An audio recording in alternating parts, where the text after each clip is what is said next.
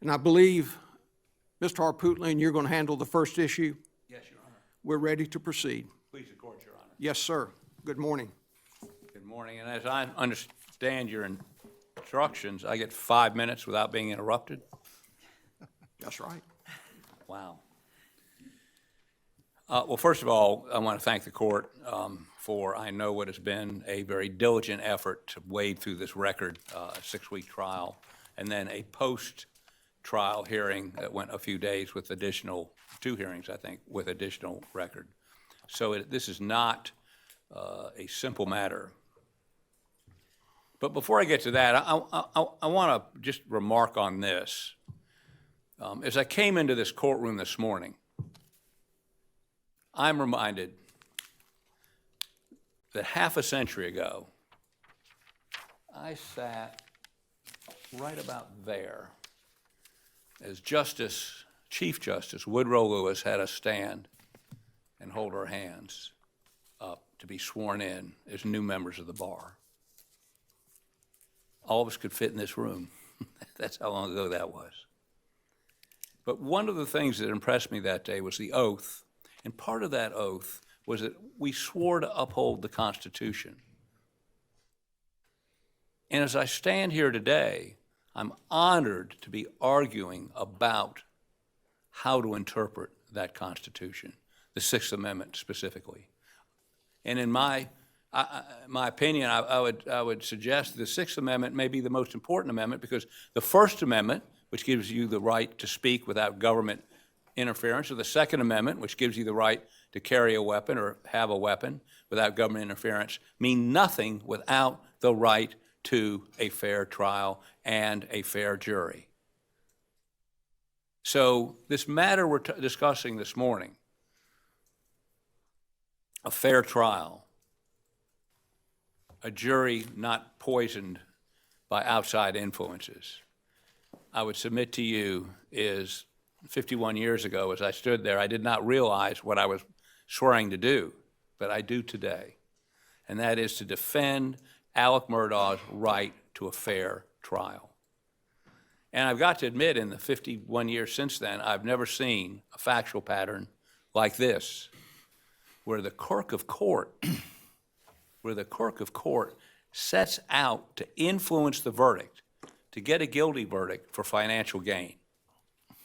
Now, I do want to go to the record fairly quickly and summarize it so that there's no misunderstandings.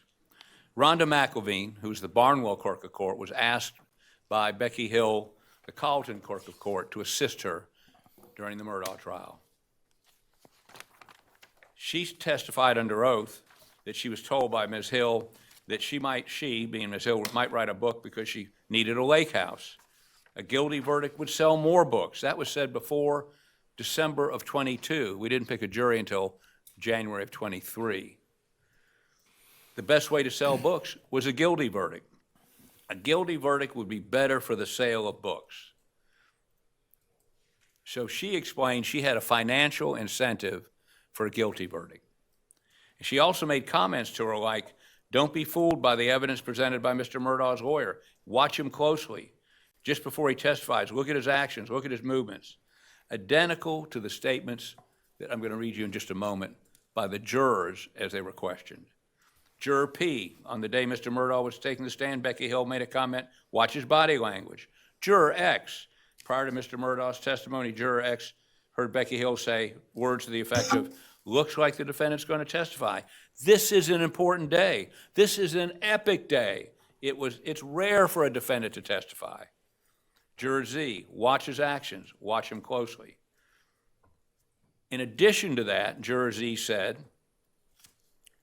in an affidavit and affirmed in court that Ms. Hill told her not to be fooled by the evidence presented by Mr. Murdaugh's attorneys, which she understood to mean Mr. Murdaugh would lie when he testified. And that Ms. Hill instructed the jury to watch him, Murdaugh, closely immediately before he testified, including look at his actions, look at his movements, which Juror Z understood to mean he was guilty. Alternate Juror 741. Before the defense put up their case, Ms. Hill told the jurors the defense is about to do their side. They're going to say things that will try to confuse you. Don't let them confuse you or convince you or throw you off. Hill told jury 741 Murdaugh was going to testify before he testified. That's what the jurors said under oath. That's what the clerk of court of Barnwell County said under oath. Judge Toll, from the bench, said at the conclusion of the hearing, asked the question, did Clerk of Court Hill make comments to any juror which expressed her opinion as to what the verdict would be? Ms. Hill denies doing so, and so the question becomes, was her denial credible? I find the Clerk of Court is not completely credible as a witness.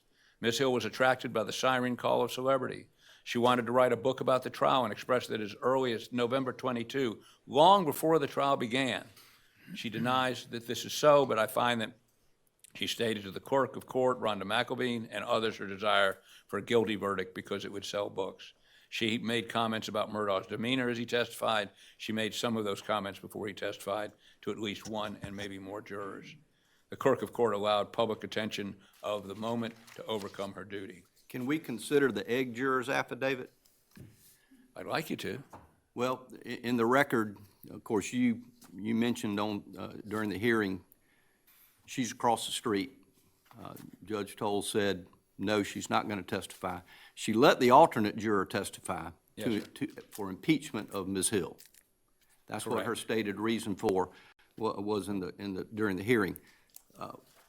What was the rationale for her not allowing the egg juror to testify? I don't know. Because as you point out, if juror 741 was to impeach Becky Hill's credibility, now of course, she was not a deliberating juror. Well, neither was the alternate.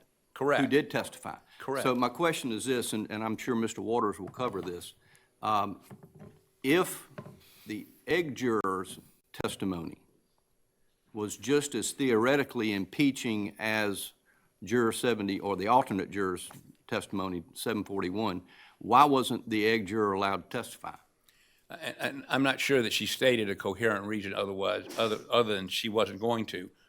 Remember now. But she said her affidavit is in the record, so we know what she said, Ms. Hill said, Right. and we now know what Ms. Hill said she didn't say.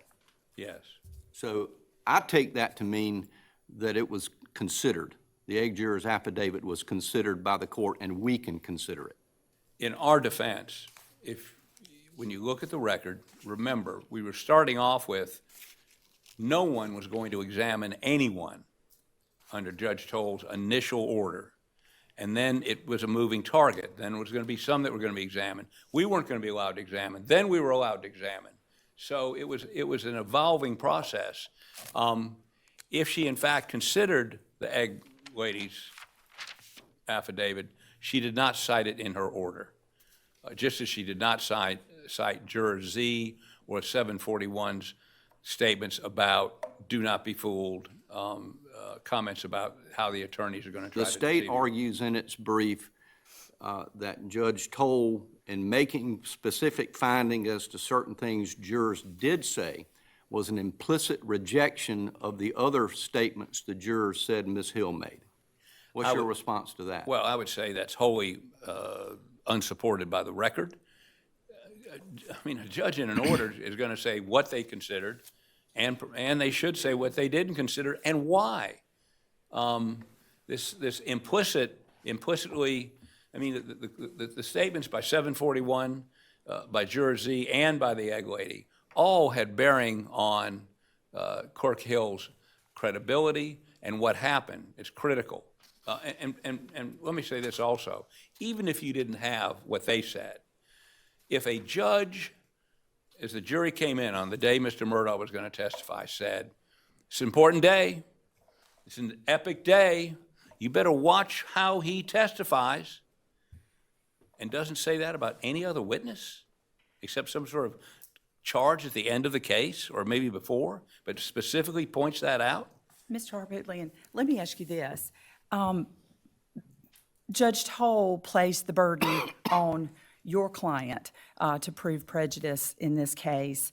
Does Green establish in a case with external influence on a jury, a different standard and burden of proof than Rimmer and the Fourth Circuit jurisprudence? No, it does not. It's consistent with Rimmer.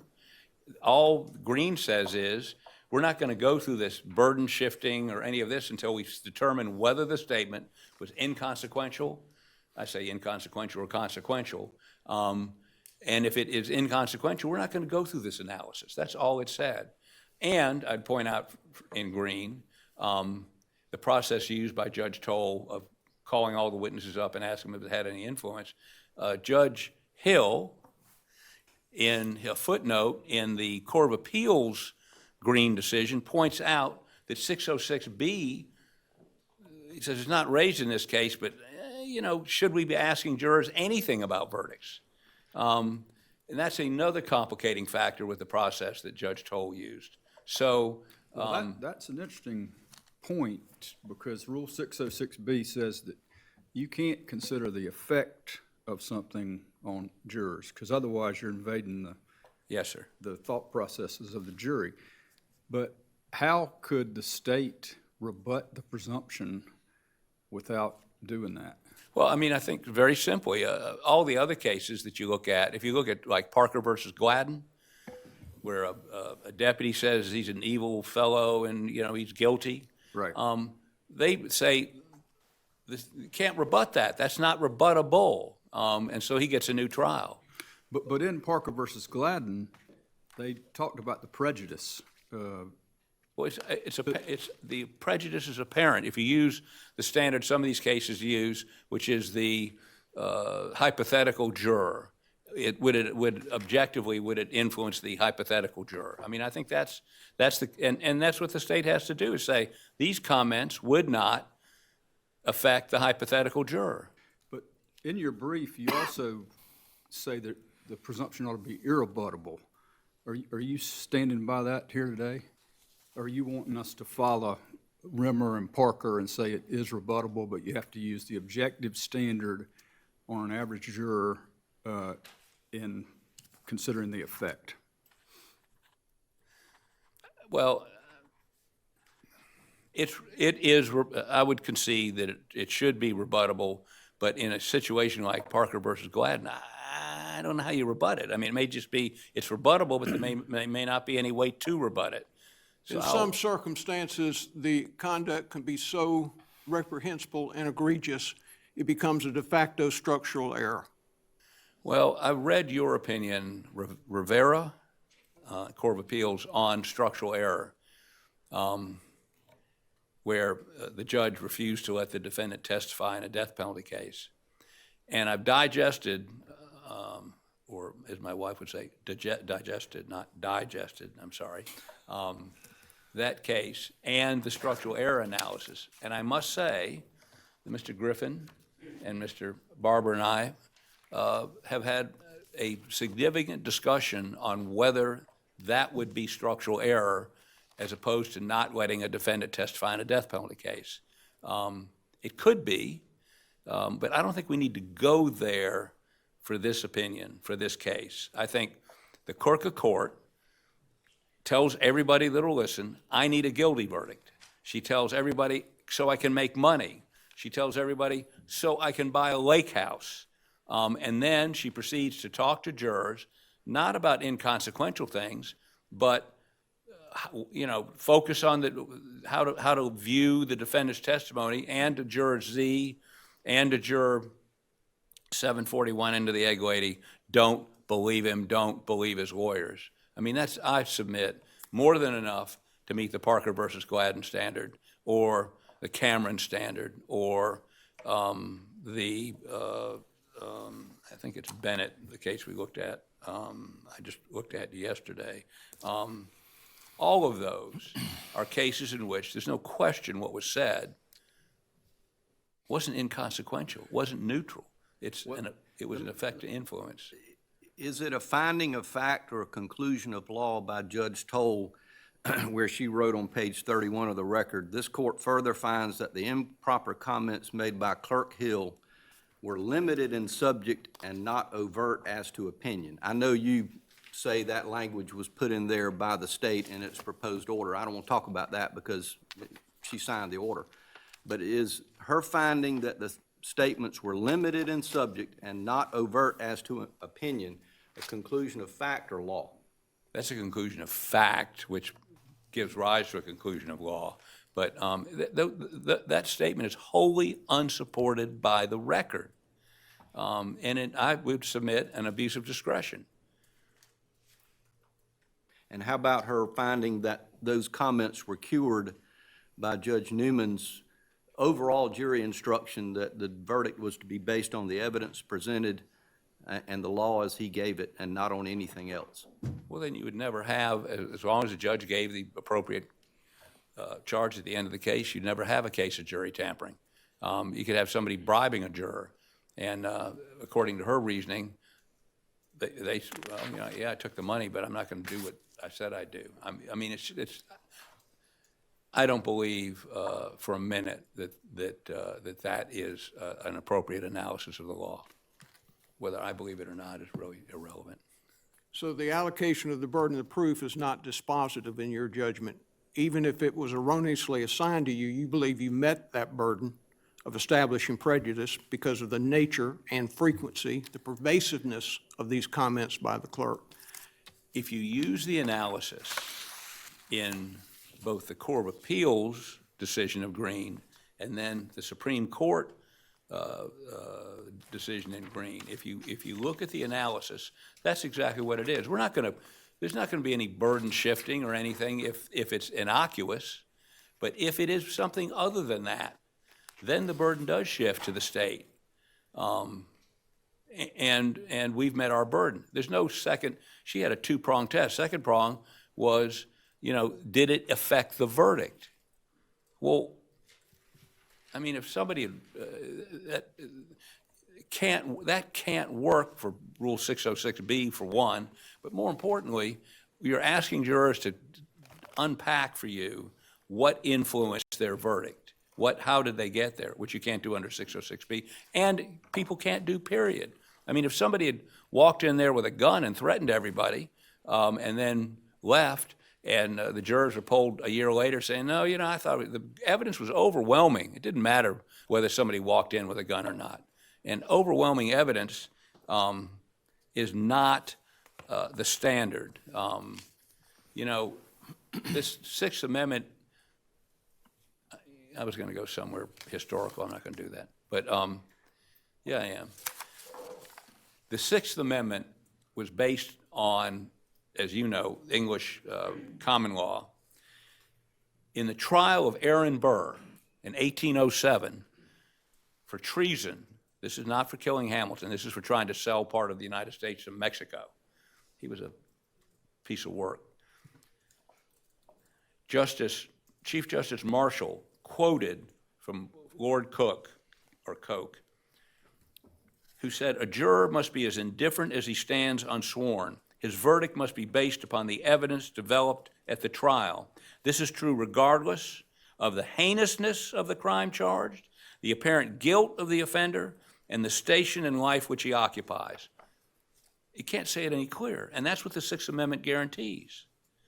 And that didn't happen in this case. We understand that everyone, regardless of the heinousness of the offense, the character of the accused, or the apparent guilt of the accused, in no manner diminishes the right to a fair trial. In your effort to set up that this is a man for all seasons moment, we understand the gravity of the situation and the entitlement of every individual to a fair and impartial trial. Your Honor, I never doubted that for a moment. I think I was saying that more from me than you, because it's such a great quote, and again, came up during Aaron Burr's trial, who's such a terrible person, but even he was entitled to a fair jury. We quote in our brief, and I want to expand on it just a little bit. If you look at United States versus Elbaz, which is a Fourth Circuit case written by our own Jay Richardson, he details what Remmer requires, what the to trigger the presumption, the defendant must introduce competent evidence of extrajudicial juror contacts that are more than innocuous intervention. And I submit we've done that in this case. But the presumption's rebuttable. The government defeats the presumption by establishing there exists no reasonable possibility that the jury's verdict was influenced by an improper communication, which was not done in this case. And you should exclude, well, at least one, I would point out, Juror Z said it did.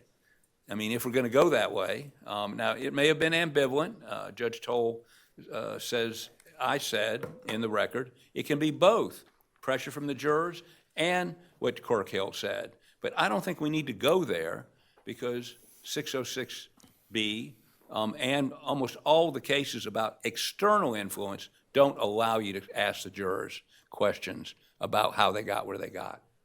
Part of Parker versus Gladden was that the Sixth Amendment was violated because the bailiff there who said this person's guilty, this wicked fellow, whatever, became a witness in the case. Is that what you're saying Clerk Hill became in this case? Well, not necessarily. What I'm saying, Parker versus Gladden, they only need 10 or 12 to get a conviction. And the Oregon Supreme Court said, well, we had 10 that weren't influenced by whatever the bailiff said. The Supreme Court said very clearly, doesn't matter, you're entitled to 12 impartial jurors. Also, that was the case in which the United States Supreme Court adopted, through the 14th Amendment, the Sixth Amendment to the states. So that's the reason I like Parker, because it's got so many different levels that are very helpful in this case. And in Parker, did it took 10 to convict in Oregon, right? Yes, sir. How about Judge Toll's finding that even if the state had the burden, she found any possible presumption of prejudice was overcome by the facts and the court's findings? She did conditionally rule that if I'm wrong about the burden, then the state has overcome that burden. Well, The presumption, excuse me. two things. One, she doesn't detail what that overwhelming evidence is. And you're going to hear from Mr. Griffin in just a moment as to how underwhelming that evidence is, number one. Number two, that can't, the level of, if the level of evidence dictates whether or not you get a fair jury, then again, we go back to what Judge Marshall said, no matter how heinous, no matter how overwhelming the evidence, you're still entitled to a fair trial.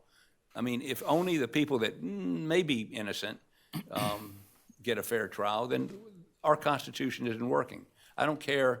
I would submit this court shouldn't care. No one should care when there's a Sixth Amendment violation like Becky Hill committed in this case. And let me say this. I know my time's up.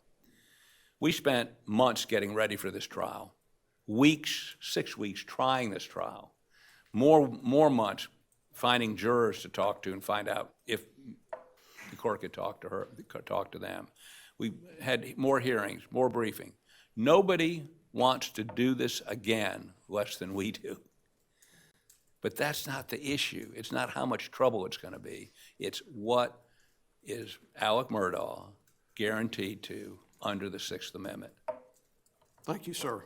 Thank you, sir.